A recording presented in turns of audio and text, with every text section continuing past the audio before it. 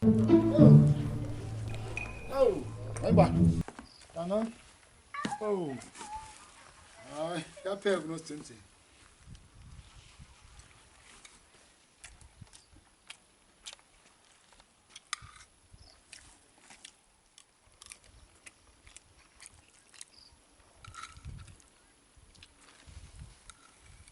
Engqemba ntakwethu.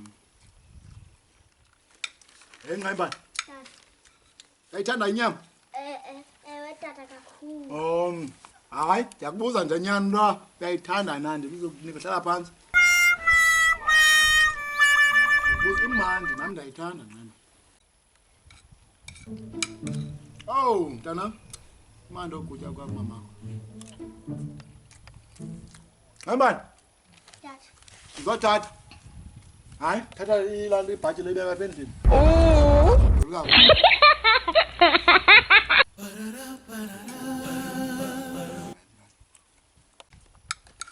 Zakubeka ukutya. Zayitshica futhi ilanto ifridge leya. Yandiva? Zayitshica ifridge leya. Ungathatha ukutya ngokutya ngomso.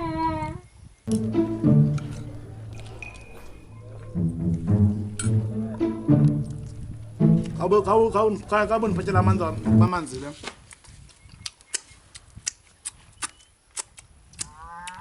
Okay, Peter. Boka betankeni man. Undibuza ubhanqa yarhala ngo.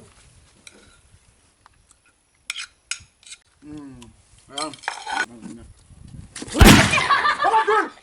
Ingebani? Ndithi ndigalela amanzi esandleni ndizohlamba isandla. Xhosa tata. Tata. Ndathi kuwe ndigalela amanzi esandleni ndohlamba izandla kwathini mani? Wakwagala ebusweni uyangigezela. Tata ubacacisa isiXhosa bawukwazi usiyeke. Tata ndilongevayo ovimbayo uthi ukuthi ukubekele kanti awuzundiva.